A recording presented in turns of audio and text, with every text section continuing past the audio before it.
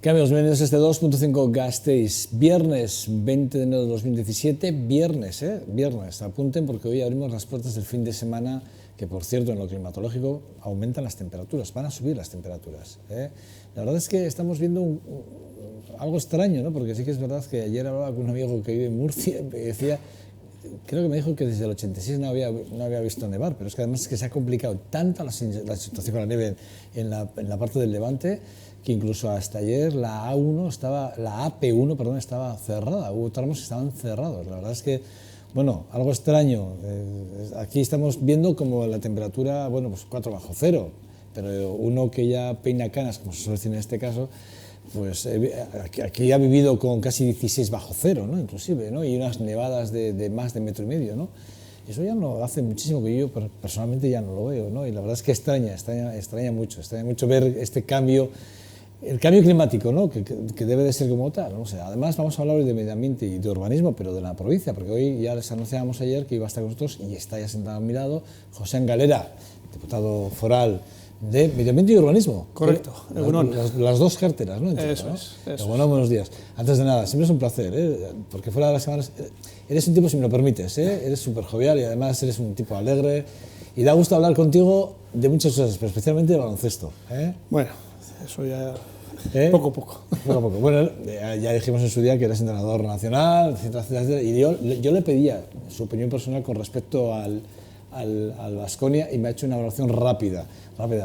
Una apuesta clara por el entrenador, por Sito, que le encanta Sito, eso me ha dicho. Además le conoces personalmente, ¿no? Entiendo. Bueno, no hemos coincidido, él es más joven que yo, lógicamente, pero bueno, me ha permitido seguir su trabajo. Conozco más de cerca, lógicamente, la escuela donde él trabajó inicialmente, ¿no? La escuela catalana, aunque es de otro entorno. Y bueno, pues una persona muy honesta en su trabajo, muy trabajadora y bueno, a los hechos nos remitimos en estos 5 o 6 meses. Ahí está el fruto de su trabajo con un equipo absolutamente nuevo. ¿Eres seguidor? ¿Sueles ir? ¿Procuras ir si puedes? Porque yo sé que el tiempo... Ya no, antes sí, ahora obviamente, bueno, primero porque, con perdón, estoy un poco saturado de baloncesto durante muchos años intensamente y sí, ahora lógicamente pues tengo otras obligaciones y bueno, pues de vez en cuando sí lo veo en vídeos, suelo ver vídeos de determinados jugadores y poco más. Bueno, oye José, por hablar un poco ya de entrar en materia, ¿no? Y hablando un poco de tu departamento, ¿no?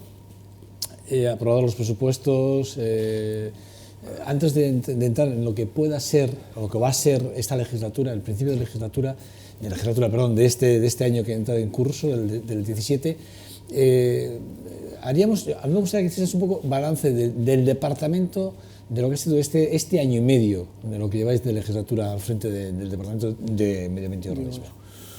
Bueno,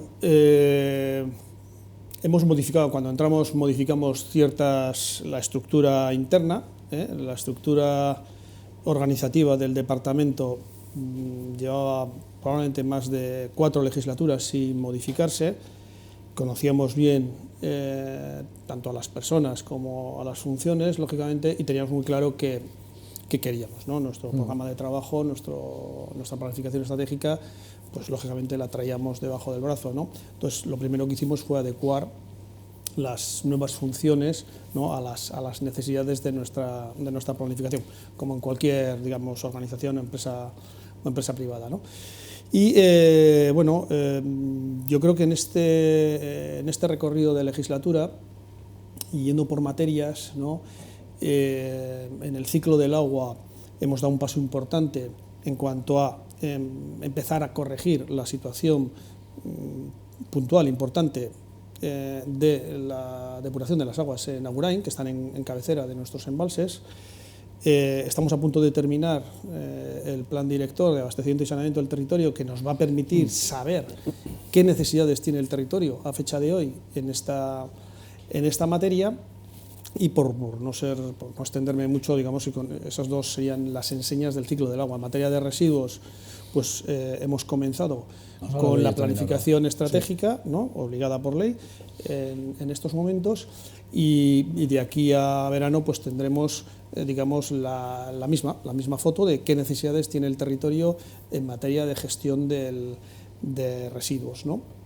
En lo que es espacios naturales, ahí hemos hecho un esfuerzo ímprobo de reconocer y agradecer sobre todo a las personas que acompañan a nuestro departamento, importantísimas, los técnicos y técnicas, sin ellos sería imposible hacer todo lo que hacemos, ¿no? El esfuerzo que han tenido que hacer para, digamos, acelerar la aprobación del total, el conjunto de los espacios naturales protegidos que tenemos en el territorio, que como sabéis pues son 29, prácticamente la mitad de toda la comunidad autónoma del País Vasco. Entonces, bueno, adecuarlos al ordenamiento jurídico legal obligado, sabiendo que tenemos que el Reino de España tiene un expediente piloto, un expediente de sanción por no haber cumplido en fechas en su momento de la aprobación, pues reconozco que estamos a punto de aprobar todos, probablemente antes de verano, y esto en año y medio largo, casi 2 años, pues hombre, tiene su mérito. Y bueno, después hemos hecho cuestiones como obras, inversiones en incrementar los kilómetros de ruta verde, hemos obtenido la bandera azul en las playas de Garayo, ¿no? Y bueno, y hemos acompañado en la parte de urbanismo y hemos acompañado más de cerca a los ayuntamientos que están bajo nuestra, entre comillas, jurisdicción, competencia, pues les hemos ayudado a que avancen en la aprobación de su planeamiento urbanístico, la planificación general urbana de cada uno de los municipios. Eso es, eso es, porque obviamente el horizonte que marca la ley del suelo, año 21-22, pues lo tenemos ahí, y es una obligación por parte de todos los municipios tener aprobado y actualizado. Ahí hay un debate importante, Hay un debate importante, ¿no? Sí, hay un debate importante en el sentido de que, claro, volvemos a lo de siempre, ¿no?, a la estructura territorial de Álava, los recursos que tienen los ayuntamientos pequeños, que pues eso, que hay que hacer juegos malabares para poder atender determinadas competencias. Esta es una muy clara de ellos y lógicamente pues a más de un ayuntamiento, yo lo entiendo, esto le supone un esfuerzo bastante importante. Aquí Pilar García Salazar ya nos contó, efectivamente, bueno, es la responsable del equipo territorial, ya nos dijo, efectivamente, ¿no?, ese debate que existe con las pequeñas localidades, ¿no?, con las que hay que intentar no aislar, ¿no?, de alguna forma, ¿no? Eso es verdad, ¿no? Ya comentó, ¿no?, y hablamos parte de su presupuesto, cómo está destinado. Para este año que arrancamos, ¿cuáles son, dentro del presupuesto, cuáles serían las joyas de la corona del presupuesto de medio ambiente y urbanismo? Bueno, continuamos, como no puede ser de otra manera, con el esfuerzo en infraestructuras hidráulicas, ¿no?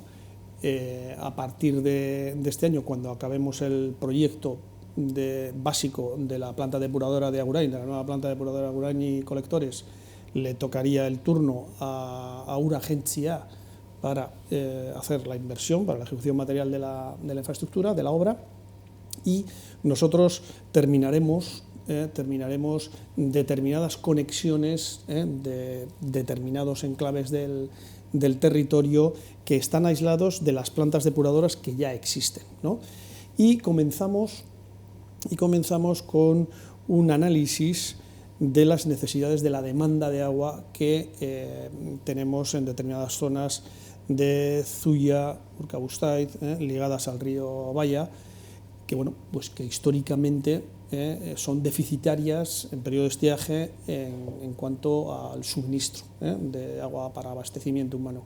Entonces, bueno, este es un problema histórico, al igual que en la zona de Lautada, de Agurain, Asparrena, etcétera, también existe este problema en dimensiones distintas.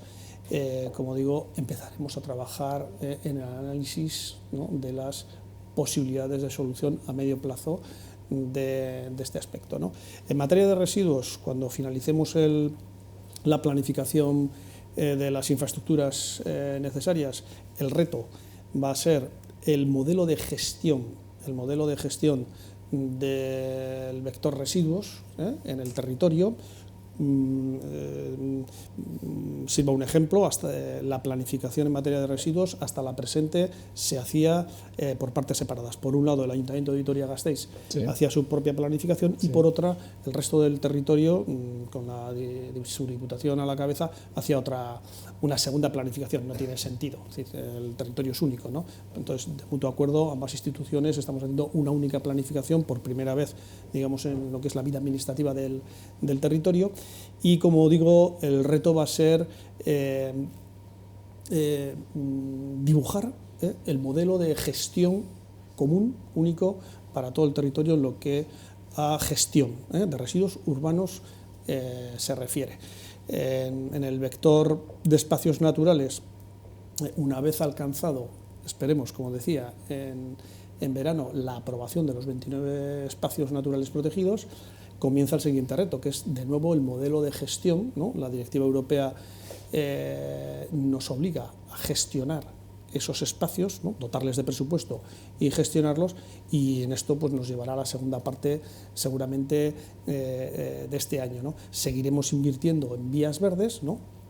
Tenemos un importante tramo en Ayala, en Amurrio en concreto, para terminar la conexión de las vías verdes, lo que es el conjunto del Laudio Amurrio, un tramo entre Campo Zamora y Barrio Laco en Amurrio, ¿no? Que va a permitir además disponer de la vía verde no solo para el ocio, sino para el desplazamiento laboral, incluso escolar, de ambas poblaciones.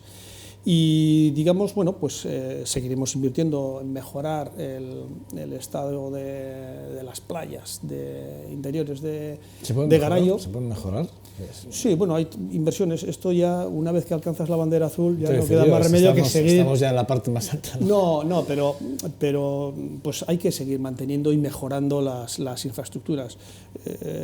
Si bajáramos a detalle, hay pequeños, esto es como siempre, haces una reforma en casa y siempre hay algún detalle que te queda y lo dejas para la siguiente, ¿no? Pues en este caso, por ejemplo, pues hay que mejorar las instalaciones sanitarias, de baños, etcétera, que va a ser pues nuestro siguiente reto.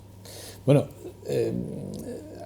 hay debates que a mí sí me gustaría abordar, varias cosas que están, evidentemente vamos a hablar del dique de Zalla, yo quiero hablar del dique de Zalla, a ver qué pasa, porque en Guereña el otro día me encontré yo con un bueno, el otro día no, esta semana pasada, me encontré con un agricultor, y con esto de las inundaciones, y me decía, mira, aquí ves, ¿dónde está la inundación? Me dice, ¿ves ahí al fondo? Claro, se refería a la pista donde se prevé levantar ese dique.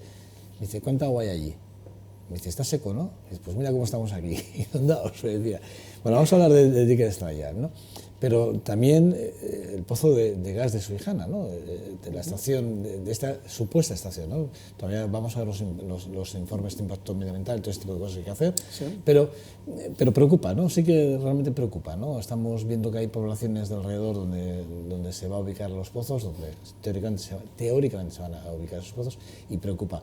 ¿Cuál es realmente la postura de la Diputación con respecto a los pozos de Subijana? Y efectivamente, ¿va a haber extracción al final, sí o no? Dependerá, se tendrá en cuenta. Algunos, aquí que Fernández de Pinedo, yo le he oído hablar de esos informes de parte, de los que dice son de parte, no son, no creo que sean tan justos, ¿no? Esos informes. Habla también de los informes de parte del dique de Zalla, ¿no? Con el tema de Ura. Bueno, dos asuntos que me parece que son importantes, José. Bueno, empezamos por Subijana. Por ejemplo.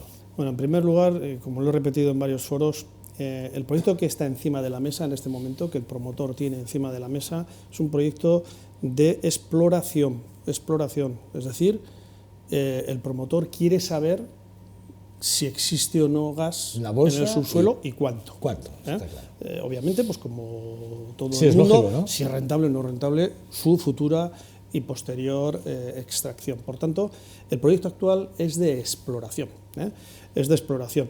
El hecho de que sea exploración, pues si me lo permitís muy sencillamente, pues bueno, significa investigar, bajar hasta 5.000 metros aproximadamente de profundidad en ese estrato y comprobar mediante técnicas convencionales, comprobar que efectivamente existe o no gas y digamos, conocer las condiciones de extracción del mismo, ¿no?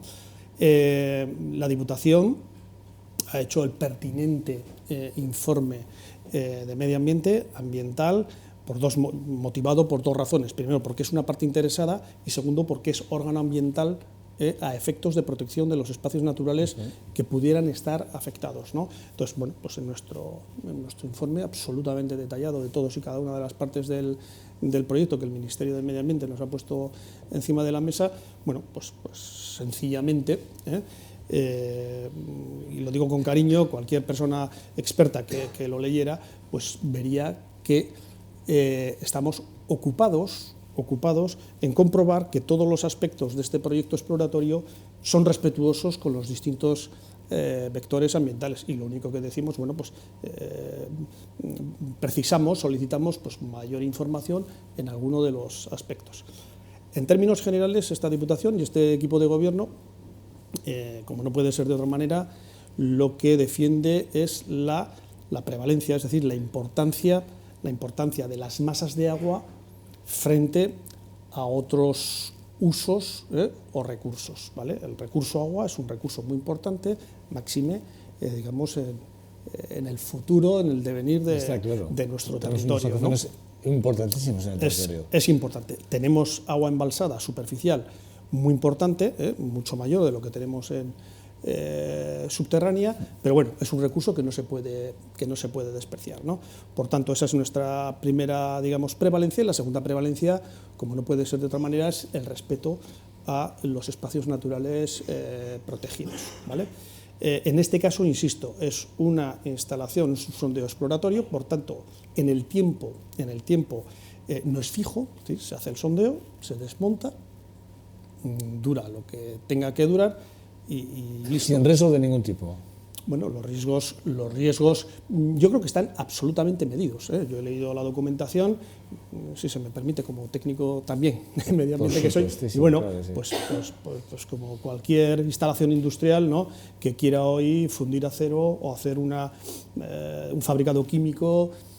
En fin, estamos en el siglo XXI y, lógicamente, la ingeniería de medio ambiente y las técnicas de medio ambiente nos permiten disponer de medidas correctoras y de prevención, pues como no había hace 50 años. Lo mismo que los coches, pues hace 50 años no tenían cambio automático, o por lo menos aquí en la península no, o no tenían ABS, o no tenían pues cámaras para ver a qué distancia estoy. En fin, estamos hablando exactamente de lo mismo, ¿no? Y después, más adelante, si el promotor concluye que tiene interés esa explotación, tiene que volver a la casilla inicial, volver a solicitar todos los permisos, volver a hacer un estudio de impacto ambiental, pasar por todos los trámites de audiencia, de información pública, etcétera. Por tanto, yo, si el promotor encuentra interés y hoy fuera el día cero, probablemente, quizás me equivoque, pero bueno, antes de 8 años, hubiera gas, hubiera interés, antes de 8 años no veríamos. Porque aquí obedece que, por ejemplo, Aitor López, que es el portavoz de la plataforma Berriztu, está diciendo que la broma nos va a costar 27 millones de euros a los alaveses, porque la Diputación y Ayuntamiento van a tener que poner. ¿A qué obedece? Bueno, es decir, porque habla de esa cantidad y a mí me sorprendió, dije, me parece una cantidad desorbitada, pero bueno, 27 millones de euros habla él. Bien, bueno, primero, esta iniciativa es una iniciativa de una sociedad mixta, una sociedad pública entre parte de una sociedad pública del gobierno y otra entidad, creo que son dos entidades privadas. Evidentemente la Diputación no es parte interesada, no es promotor en este proyecto. Lo que estoy comentando lo conozco, pues lógicamente, por el expediente, ¿no? Entonces, es el conjunto de esas sociedades quienes ponen encima de la mesa esa cifra, conjunto de esas sociedades, ¿no? Y esas cifras, digamos, se dilatan en el tiempo, creo recordar, prácticamente 10 años, es decir, que no es una inversión ya de esa cifra, y responde a una serie de centros de costos muy determinados, ¿no? Que yo obviamente no lo tengo aquí, no me lo conozco porque realmente no es mi competencia en este momento. Pero sí es importante comparar esa cifra con lo que el gobierno vasco, por ejemplo, en los últimos 4 años, a través del ente vasco de energía y del resto de las digamos, unidades administrativas del propio gobierno, ha invertido en energías renovables. Estamos hablando por cifras superiores a esta. ¿Cuál es la conclusión? Que lógicamente el gobierno está trabajando, ¿no? O en términos generales, ¿no? En la comunidad autónoma estamos trabajando tanto por la apuesta por las energías renovables como por, digamos, no todas las energías fósiles, sino, en este caso, el gas, que el propio Greenpeace establece el gas como energía limpia de transición. Es decir, lo que nadie pretenderá, yo creo que, en fin, con todos mis respetos, nadie pretenderá que mañana decidamos olvidarnos del gas. Esto no puede ser, ¿no? Y todas las planificaciones, tanto en materia de cambio climático como en materia de energía del gobierno, esto ya sé que al señor Fernández de Pinedo no le gusta porque lo hemos comentado en juntas generales, hemos hecho se ha hecho la planificación con un horizonte, sé que es lejano, pero es que la realidad es la que tenemos en este momento. 2100 con 0 energías fósiles, 100% energías renovables. Correcto, ¿no? Entonces, bueno, esta es la apuesta, pero claro, eso no se puede hacer de la noche a la mañana. Es decir, nuestras empresas necesitan energía térmica, ¿no? de alta potencia, que lógicamente, pues probablemente en un momento determinado, hoy por ejemplo, que hay muy poco viento o apenas no hay, pues hombre, pues los parques eólicos no están produciendo gigavatios. Por tanto, esto hay que sustituirlo, hay que solucionarlo de alguna otra manera. Pero bueno, volviendo al principio, insisto, estamos en un expediente, en un proyecto exploratorio. Puede que concluya diciendo pues que no es rentable, que no hay gas y por tanto, bueno. Te comentaba lo de Zalla porque es verdad que el otro día yo, casualidades de la vida, aparecí por ahí por otras cuestiones y alguien me decía, me enseñaba, me decía, mira cómo está esto y tal. Hay aquí toda la oposición, Arantxa Becia, Quique Fernández de Pinedo, Damián, aquí, todos los que han pasado por aquí dicen lo mismo, ¿no? Que detrás de ese dique hay un interés más allá del tema de inundaciones, es un interés meramente de terrenos, de urbanizar una zona, una parte para hacer ese complejo logístico aeroportuario que va a ir al lado del aeropuerto de Foronda. ¿Esto es así o no? O realmente, porque sí que es verdad que alguien ha apelado aquí también a los informes de inicios de cuando se hizo la pista y que evidentemente ya se tuvo en cuenta que podía pasar, que hubiese una inundación y se elevó esa cota precisamente para evitar ese tipo de inundaciones. O sea, quiero decir que ¿hay algo más detrás, José, que tendríamos de saber o no? A ver, aquí primero, de nuevo, mi departamento no es el competente ni para lo que a inundaciones se refiere, porque para eso está el ente público de derecho privado Uragencia, la Agencia Vasca del Agua, y segundo, las iniciativas económicas, ¿no? Y el planteamiento económico en este caso, de esta parte del territorio, compete tanto a otro departamento de nuestra Diputación como al propio Gobierno vasco, que en su momento dotó de un presupuesto para lo que se llamaba promoción económica, en aquellos buenos tiempos donde había excedente de recaudación, ¿no? y se disponía de determinadas cantidades, ¿no? La siguiente reflexión es, Araba es un territorio, es un eje clarísimo de comunicación. Yo personalmente lo tengo muy claro, es decir, hay dos apuestas económicas importantísimas. Primero, la transformación de nuestro tejido industrial. Hemos de recordar que la aportación de la industria al PIB a la vez es del 31 y pico %. La media europea apenas llega al 22%, ¿no? Digo esto para que sepamos dónde estamos, ¿no? Por tanto, el esfuerzo, y de cara sobre todo a mantener una determinada calidad de vida en el futuro, ¿no? A partir de ahí, nuestro tejido económico tiene que hacer un esfuerzo en la transformación y adaptación, ¿no? A lo que ya se denomina industria 4.0, por un lado, y segundo, aprovechar el territorio, ¿no? sin ocupar más suelo para que Araba sea eje logístico. Y entonces tenemos una situación en la parte noroeste, ¿no?, digamos, del término municipal de Vitoria, ¿no?, clave, ¿no? Tenemos Subillabide, tenemos Jundiz, tenemos el aeropuerto de Foronda, tenemos el futuro de la intermodal, y efectivamente nos quejamos permanentemente de que Foronda está infrautilizado, etcétera. Esta es una apuesta más por el futuro logístico y el futuro industrial, ¿no?, del aeropuerto, que es una infraestructura con un valor competitivo diferencial, ¿no?, con otros territorios, a mi modo de ver, pues fantástico. No hay que ocultar nada, es decir, que no se trata de ocultar nada, se trata de dibujar el futuro de nuestro territorio, como creo es nuestra obligación, ¿no?, como administraciones públicas, insisto, no solo Diputación. Si ese enclave sale adelante o no, bueno, pues obviamente el tiempo nos dirá, porque tendrán que ser también los inversores privados quienes determinen si hacen esa apuesta, ¿no?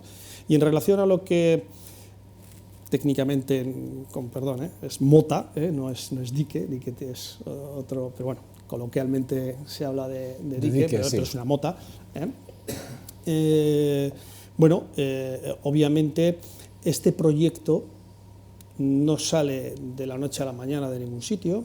Este proyecto está en la planificación hidrológica de la cuenca del Ebro, está aprobado por Real Decreto, firmado por el Gobierno del Estado español hace un año, por estas fechas, en enero del año 16, y por tanto no es nada que esté oculto absolutamente para nada. Otra cuestión es que efectivamente se tengan que mejorar, bueno, pues las soluciones para que la mancha de inundabilidad a 10, 100 y 500 años de retorno, bueno, pues evidentemente, digamos, satisfaga a todas las partes interesadas, ¿no? Este es un debate que puede ser largo y tendido, cada una de las partes, pues lógicamente, en función de los intereses y de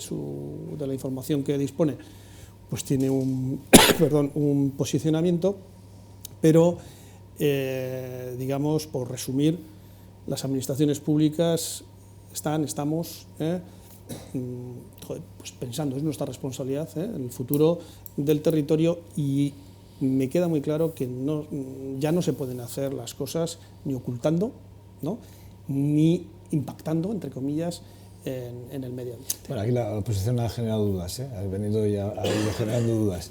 Por eso, teniendo en ti, evidentemente, queríamos aclararlo, es una cuestión, y además, perfecto. Tengo varios temas, pero como te extiendes mucho, tengo que afinar, porque quiero dar la palabra también a mis compañeros, pero hay varios temas. El tema de los residuos, el tema de la economía circular, tanto que hablamos de economía circular, que me parece tan interesante, tan importante, y además parece que nadie le da importancia, y esto es simplemente... Y la recogida de residuos orgánicos, que es un plan que además presentaste hace muy poquito y que es súper interesante. ¿A esto te referías antes cuando hablabas de que Vitoria también se incorpora a esa red de ese plan estratégico general? Eso es. Me refería a que por primera vez... Y los datos, quiero que me aportes datos, porque sí que es verdad que va a haber un salto cuantitativo y cualitativo en ese sentido. Sí, ¿no? Los datos no, ya por cuestiones de edad no los retengo absolutamente todos, ¿no? Los tengo en el despacho, pero básicamente, como decía antes, la planificación va a ser única. Vamos a tener una visión de territorio para los residuos urbanos, incluido efectivamente la fracción materia orgánica, ¿no? Y esto nos va a permitir, de alguna manera, una cuestión importante, que es reducir costes. Ese va a ser nuestro primer objetivo, y desde una perspectiva de la prevención. La prevención, sí, de hecho se llama Plan de Prevención y Gestión de Residuos, además 2017-2030. Eso es. Nos alineamos con el plan del Gobierno vasco, ¿no?, con la misma denominación y horizonte temporal, Y básicamente estamos hablando de dos cuestiones básicas. Una, prevenir, es decir, mejor residuo es el que no se produce, hay que cambiar muchos hábitos, probablemente los círculos económicos y productivos también tienen que cambiar, y sobre todo ver que los residuos tienen un precio, de alguna manera. Entonces, no entendemos, y esto es clave, no entendemos el residuo como tal, entendemos el residuo como materia prima, como materia prima. Por tanto, ese es el concepto, ese es el concepto. Primero, prevención, vamos a intentar generar la menor cantidad posible de residuos, y segundo, en cada residuo hay un material potencial, ¿no? Entonces, bueno, pues ya estamos viendo cómo hay, bueno, un ejemplo paradigmático histórico son las acerías, han sido un ejemplo de, en los tiempos recientes, ¿no?, de economía circular, como cogíamos la chatarra, volvemos a fundir, cogemos la chatarra, volvemos a fundir, cogemos la chatarra, el plástico no tiene tantos grados de libertad, el vidrio es otro ejemplo clarísimo, ¿no? Y entonces, bueno, pues ahora todo va a bascular entre, oye, reciclamos, fundimos, recogemos vidrio usado, lo volvemos a fundir y lo volvemos a poner en el mercado, o cogemos la botella, no la refundimos, la volvemos a limpiar y la volvemos a introducir en el círculo, ¿no?, en el circuito económico. Esa es la reflexión en función de cada uno de los materiales, ¿no? Y esa es la apuesta de todas las administraciones públicas europeas. Fíjate, yo cuando hiciste la presentación en Juntas Generales, hablabas de que en los datos del 2015 se habían generado 43.000 toneladas de residuos, sí, y de los cuales solo se habían reciclado 4.000. Sí. Es una diferencia brutal. Es decir, una locura. ¿Cuánto más podemos crecer en el reciclaje en ese sentido? ¿Cuánto más se puede? ¿Hasta dónde podemos ir? ¿Cuál es la horquilla? En términos generales, si digamos todos los astros estuvieran alineados, ¿no?, probablemente el 80-85% de todos los materiales tendrían un valor bien material, bien energético. Por tanto, este es el reto. Es decir, hay en algunos lugares, en algunos territorios, en algunos países, que se empieza a trabajar un concepto que es la minería de los residuos, es decir, volver a rescatar los antiguos vertederos, ¿no?, hacer prospecciones, ¿no?, sí, y identificar mediante nuevas tecnologías absolutamente identificar materiales que nos permitan extraerlos para volverlos a introducir en el circuito económico, ¿no? Entonces, bueno, esto ya se está haciendo, esto ya se está haciendo. O sea, es volver a remover lo que ya hemos ocultado de alguna forma. Mediante nuevas tecnologías. Por eso, ¿no? Sí, pero esto ya existe. Bueno, es una forma de limpiar también, ¿no? Es una forma de... Sí, bueno, de poner en valor ese dinero. Si hiciéramos un cálculo económico del dinero que hemos enterrado, en nuestro caso en el vertedero de Gardelegui, pues nos llevaríamos una sorpresa. Nos llevaríamos una sorpresa porque allí pues, que hay absolutamente de todo, ¿no? Hay cauchos, hay plásticos, hay vidrios, hay maderas, entonces todo eso tiene un valor.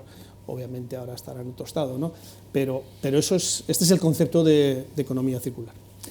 Cuando hablamos de orgánicos, hablamos también del compostaje, que es una apuesta importante en ese sentido, ¿no? Eso es, estamos hablando de varios niveles, estamos hablando no solo de lo que es la fracción orgánica domiciliaria, lo que cada una... Sí, a nivel de territorio estamos hablando, que es muy importante la cantidad de residuos que se generan ahí. Efectivamente, hemos identificado el potencial, primero, en la fracción materia orgánica verde, por podas, principalmente, los grandes productores de residuos de esta naturaleza, mercados de abastos, hospitales, grandes centros, digamos, o bien escolares u hosteleros, etcétera, y a partir de ahí lo que pretendemos es reducir costes, como haciendo tratamiento, en el mejor de los casos, in situ, no transportar a una planta central como la de Jundiz,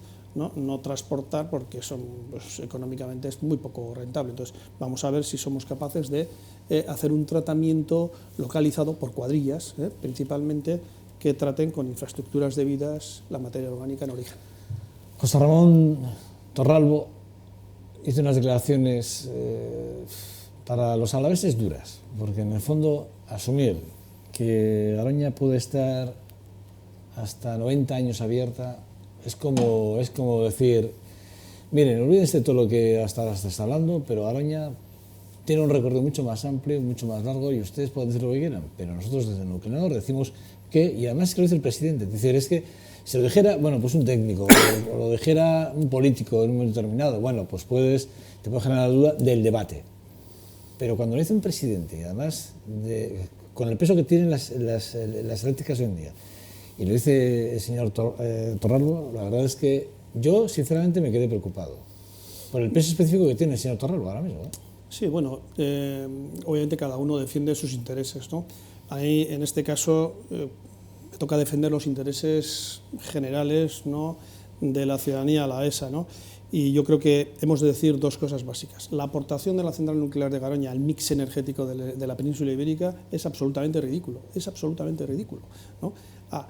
Y B, la tecnología Westinghouse empleada en la construcción data de los años 50. Hablo de la tecnología, obviamente la instalación y la puesta en servicio de la central nuclear fue posterior, pero la tecnología es de los años 50, ¿no? Bueno, la vida útil de esa central nuclear está, en fin, más que superada. ¿Puede funcionar? Sí, como un coche viejo de hace 50 años. ¿Qué riesgo tiene un coche viejo de hace 50 años? Entendemos que obviamente tiene, por muy bien cuidado que esté, tendrá un riesgo mucho mayor, ¿no?, que un coche de nueva tecnología. Eso está claro, ¿no? Por tanto, el debate yo lo centraría ahí y añadiría un tercer problema, es decir, y claro, es que la producción hoy por fisión nuclear, de obtención de energía por fisión nuclear, genera unos residuos nucleares cuyo tratamiento, pues obviamente hoy tecnológicamente no tiene solución. O se reprocesan en Francia con un coste energético, con un coste económico disparatado, ¿no?, sí. O se entierran. Es decir, hoy la tecnología del medio ambiente conoce cómo depurar las aguas, conoce cómo depurar todo tipo de contaminantes atmosféricos, cómo tratar residuos, digamos, incluso industriales de otra naturaleza, pero no tiene solución para los residuos nucleares por la propia naturaleza físico-química, ¿no?, de este tipo de combustibles. Bueno, Ramón Garín, buenos días. Buenos días. ¿Qué tal estamos? Bien, un poco helados de frío, pero bien. ¿Helados de frío? Helados de frío fuera, ¿no? Aquí estamos en la gloria, ¿no? Miki Gómez, ¿qué tal estás? Bueno, y gracias de nuevo. Bienvenido. Pachi Gómez, ¿qué tal? Buenos días. Buenos días. Bueno, no sé, José Galera, ya le veis, o sea, claro, transparente, no sé, y supongo que dudas tendréis. Yo de urbanismo todavía no he preguntado. Sí que me gustaría hablar del choque, ¿no?, si igual nos da tiempo, del choque poblacional y los TEC, que también es un tema que me parece que es muy importante, porque ahí hay un debate extenso, duro y largo, porque claro, hay ciertas poblaciones que están sufriendo ese acotamiento, pero bueno, si nos da tiempo, ¿eh? ¿Quién quiere romper el hielo? Venga. Lo rompo yo, ¿no? Primero con un piropo, ¿no? Coste que no te voy a pedir nada. Pero la verdad es que oír a un político que sabe de lo que habla es un placer. Sí, sí. No es habitual. Que si eres un bicho raro, ten cuidado. Ten cuidado, ¿no? Y luego una cuestión que está, vamos, muy de actualidad estos días, ¿no? Es decir, el precio de la energía. Cuanto más energía necesitamos, más cara nos la ponen, ¿no? Nos están bombardeando y realmente yo como un ciudadano normal tengo la sensación de casi que nos están robando, ¿no? Es decir, cuanto más vamos a necesitar, se lo ponga usted más caro. ¿Por qué no estudia la Diputación? Es la pregunta. Es decir, una posibilidad de competir con estas empresas que hacen un oligopolio y marcan el precio que quieran, creando una empresa pública para producir o distribuir energía entre los ciudadanos de esta ciudad y competir en igualdad de condiciones y para mejora de los ciudadanos. ¿Por qué no lo estudian? Bueno, primero hay una cuestión básica, ¿no? La ley de bases del régimen local atribuye a las diputaciones de régimen común y de régimen foral unas competencias claras, ¿no? Y en este caso la competencia mayúscula, ¿no?, de la Diputación, que no se nos olvide, es actuar en auxilio de las administraciones locales. Este es nuestro objeto social, digamos, si fuéramos una mercantil, ¿no? Y por tanto, claro, nuestra labor es auxiliar en saneamiento, en abastecimiento, en alumbrado público, en urbanismo, digamos, desarrollo económico, en equilibrio territorial, en asistencia social, en carreteras, Es decir, tenemos mucha faena, con cariño, ¿no?, como para meternos en un nuevo nicho de negocio, ¿no?, que legalmente no está sustentado. Sí lo podría hacer, en cambio, el propio gobierno vasco, salvo que me equivoque, ¿no?, hay sociedades públicas que trabajan, no trabajan en esa línea, ¿no?, porque el mercado eléctrico, como bien sabes, Ramón, es una especie de coto cerrado, no todo el mundo puede operar en el mercado eléctrico, pero a través del Ente Vasco de Energía, históricamente, en los últimos 25 o 30 años, se viene trabajando por la identificación, ¿no?, de energías alternativas, ¿no?, pues toda la identificación que se ha hecho histórica de los potenciales eólicos del territorio, de los potenciales geotérmicos, de los potenciales de gas, y en este momento se está trabajando en los potenciales que nos ofrece la energía maremotriz, ¿no?, en la costa vasca. Ese es digamos, el trabajo que está haciendo, como digo, el Ente Vasco de Energía en los últimos 20-25 años, no tanto en operar y poner kilovatios hora a precio de saldo, con perdón, ¿no?, a precio barato. A precio barato, no, a precio justo, ¿no? Precio justo, ¿no? Yo no sé los precios que están dando, yo sé lo que pago en mi casa, que es una casa modesta, sencilla, que vivimos 3 personas y cada 2 meses a mí me lleva un recibo en estas épocas 180, 190 euros, que es un auténtico disparate. Si lo comparas con la pensión que me paga a mí el Estado, prácticamente dedico el 10% pues a tener luz y a poder cocinar y a estar medianamente caliente. A mí me parece que es un disparate y que para economías más modestas el costo es bestial o la alternativa es morirnos de frío, ¿no? El futuro... Pues por eso digo yo, la administración, en un tema tan importante como el agua interviene, y de hecho no permite que otros lo hagan de manera general, sí de manera particular, con los envasados. La energía es tan importante como el agua. Pero estamos trabajando no tanto en operar en el mercado, como decías, ¿no?, sino en el horizonte 2100, ¿no?, esa apuesta clara por las energías renovables no significa única y exclusivamente tener parques eólicos o grandes presas hidráulicas, etcétera, sino trabajar por un concepto que es el edificio productor de energía, es decir, modificar determinados aspectos de nuestros edificios para que sean productores de la energía que necesitan para consumir. Imaginemos, ¿no?, que en tu vivienda, tenéis una necesidad de 1 megavatio día, ¿no?, así, por hacer un ejemplo fácil, ¿no? Bueno, pues vuestro edificio podría tener desde unas placas fotovoltaicas eficientes, podría tener una envolvente, ¿no?, absolutamente, digamos, estanca térmicamente, que permitiera que la energía que necesitáis para calentaros fuera ridícula, y podría tener unos cerramientos, unos cristales, por ejemplo, unos vidrios. El otro día estábamos inaugurando una planta en Llodio del vidrio y comentando con el director general europeo, en Estados Unidos ya están fabricando vidrios en cuyo interior tienen células fotovoltaicas que hacen una triple función: cerramiento, visualización y producción de energía. Este será el futuro, que probablemente pues igual no nos toca ver, espero que sí, ambos, ¿no? Pero este es el futuro, ¿no? Edificios productores de energía. Pero que ya los están, perdón, y acabo, ¿no? que en este tema, que es que ya los están estropeando, que pues tú tienes la ocurrencia de ponerte unos paneles fotovoltaicos, además de ponértelos y pagártelos, encima tienes que pagar unos impuestos por ello, ¿no? Es decir, cual me parece una auténtica barbaridad. Así es. Miquel Bachiller. Un poco comentando lo que dice Ramón, ¿no? que en todo este tema, sobre todo de la energía fotovoltaica, y que ahora está saliendo mucho a la luz con el tema de la subida del recibo de la luz y tal, pues bueno, está viendo en radio y en prensa pues debates, ¿no? Y sí que lo que comentabas de la energía fotovoltaica, lo que yo conozco, conozco muy poquito, pero sí que parece ser que son las grandes compañías eléctricas las que al final frenaron toda esa evolución. Es decir, al final son los grandes capos de la energía los que realmente, cuando descubrieron, parece ser, no lo sé, que todo esto era una caída de su gran negocio, es decir, cuando las personas de forma individual en sus casas podían generar su propia energía, se les caía el negocio, ¿no? Y realmente fueron ahí donde pegaron el hachazo al desarrollo de todo ese tipo de energía, ¿no? Entonces, contra eso realmente las instituciones, ¿cómo pueden luchar contra esos grandes imperios que son los que al final yo creo que nos están dominando y que no dejan que esa energía avance, ¿no?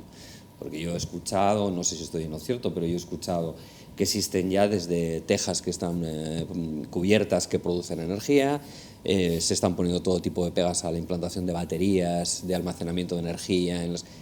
Existen muchas cosas de esas que yo creo que están frenadas no por la propia tecnología, sino por las propias grandes macroempresas que dominan esto, ¿no? Que nos dominan, ¿no? Ayer nos enteramos aquí, no sé si es verdad, José, en Bilbao hay una calle en la que por las pisadas, en Bilbao debe haber alguna calle que por pisar por ella se genera energía, no sé si es cierto o no. Ayer hubo un comentario aquí que, mira, a mí que lo hizo el comentario, ¿no? Ahí recuerdas esto, pero bueno, contéstale y luego hablamos si quieres. ¿Cómo pueden luchar, ¿no? ¿Cómo podéis luchar contra eso? ¿Cómo podéis es más de lo mismo, lo decía Ramón, ¿no?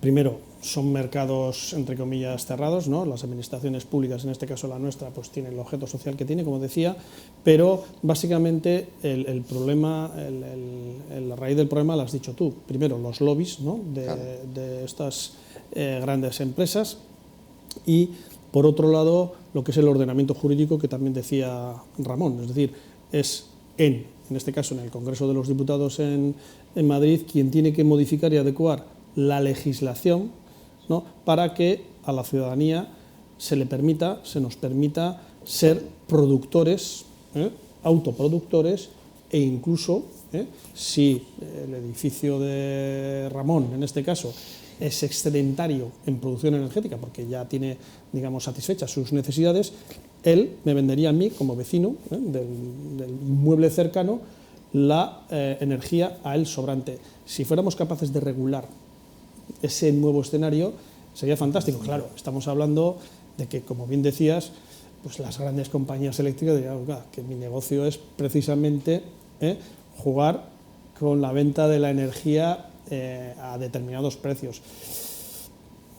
Espero que algún día, 20, 25 años, no lo sé, no tengo capacidad de visualizar ese futuro, ¿no? Ni conocimientos, pues podamos verlo. La tecnología existe. La tecnología existe. Miguel. Buenas. Yo quería preguntarte, bueno, tengo muchas cosas, pero voy a ir a una.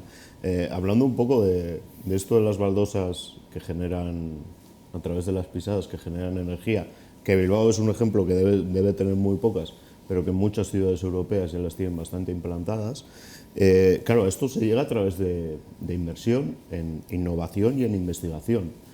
Y normalmente esa inversión es pública, teniendo en cuenta que los grandes lobbies en lo que invierten no es en energía renovable, sino en poner pozos de extracción de gas, como el fracking.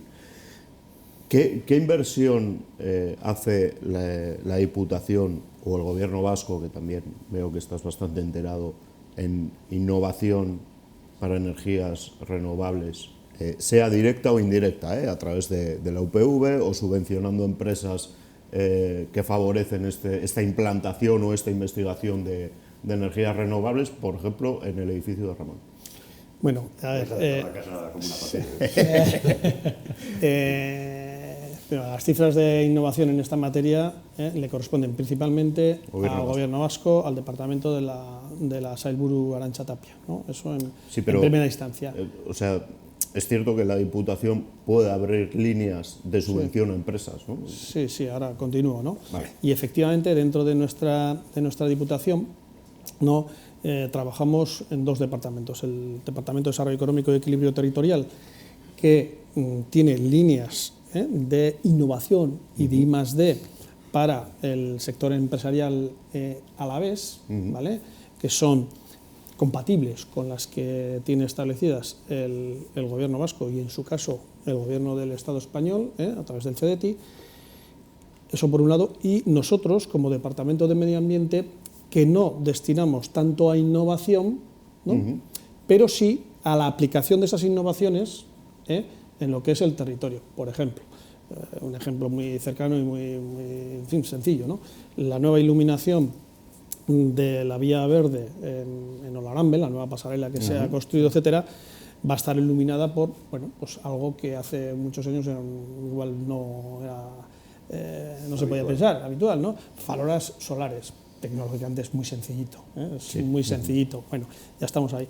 Modificaciones de lámparas en el alumbrado público de determinadas poblaciones, ¿no? Para consumir menos energía, ¿no? Evitar la contaminación lumínica, restauración de antiguas mini centrales hidráulicas que permiten a un determinado núcleo urbano, pequeñito, ¿no?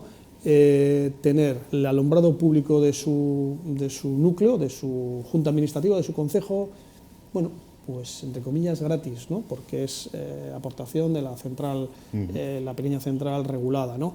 Estos pequeños ejemplos sí estamos trabajando. El año pasado destinamos 1,5 millones de euros a este tipo de aplicaciones en el territorio. Y por tanto, contestando a tu pregunta, no tanto en innovación, pero sí en aplicación, de esas innovaciones. Ojalá tuviéramos mucha más capacidad presupuestaria, porque ahí el campo de trabajo es infinito, y me queda muy claro que reduciría el coste energético de muchos enclaves. No sé, un poco al hilo de lo que estabas comentando, ¿no? ¿Cómo podría, en este caso, la propia Diputación, en el tema un poco del cambio de luminarias, es decir, de las empresas, el tejido empresarial al final consume muchísima energía y a través de la luz, pues, con las grandes campanas, existen, aparte de lo que es la propia maquinaria, ¿no? Que se podrían hacer otras cosas, pero en el tema de la iluminación propiamente, ¿no?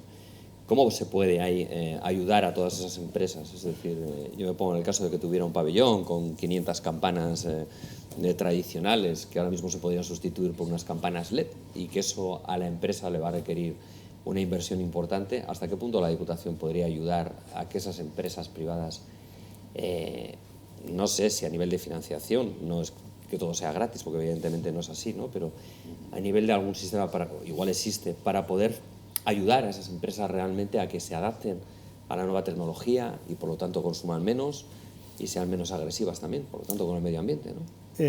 Bueno, en este caso y en relación a las empresas, de nuevo, en términos generales, no es el objeto principal de la Diputación, lo hemos comentado antes. Si lo es, insisto, en el Gobierno. El Gobierno tiene establecidas, el Gobierno vasco tiene establecidas unas ayudas en este sentido. Para las empresas privadas. Para las empresas privadas.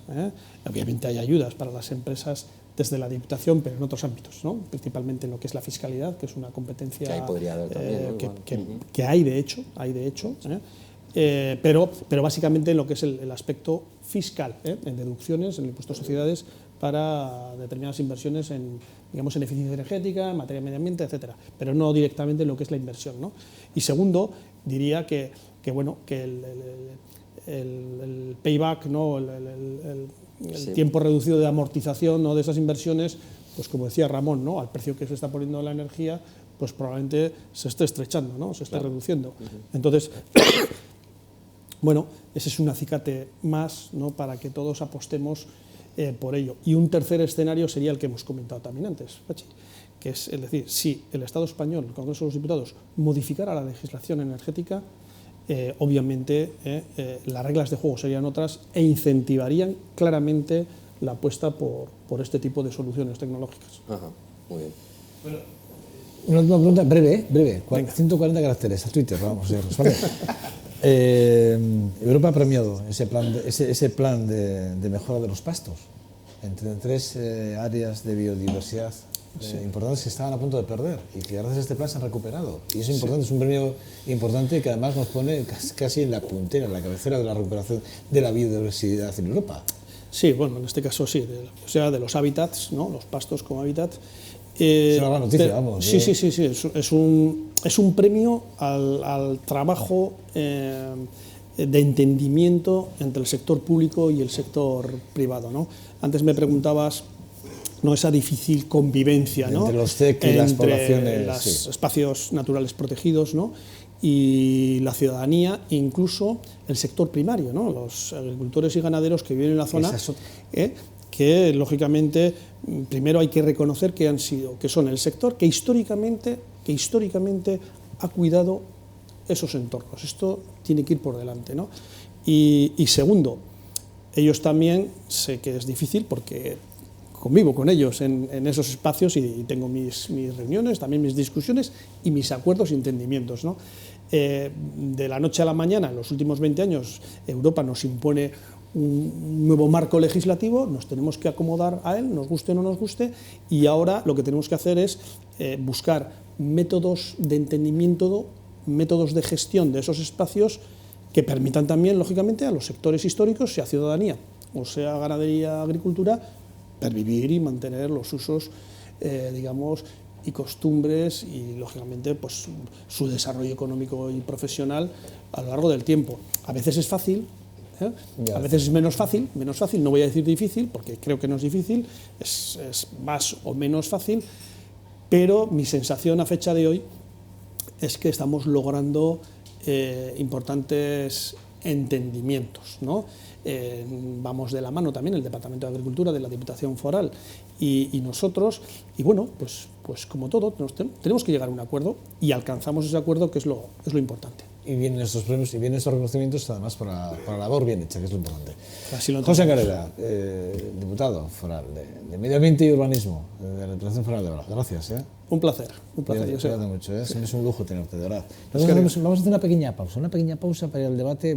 Hoy debate escueto porque nos hemos ido casi a 52 minutos con José Engarela, cuando previsto está en 45, apurando mucho. Nos hemos ido de largo. Pero bueno, creo que el tema, incluso ellos, mis compañeros, están muy metidos en el asunto. Preocupa, evidentemente nos preocupa a todos. Bueno, una pequeña pausa y volvemos en 2 minutos hasta ahora.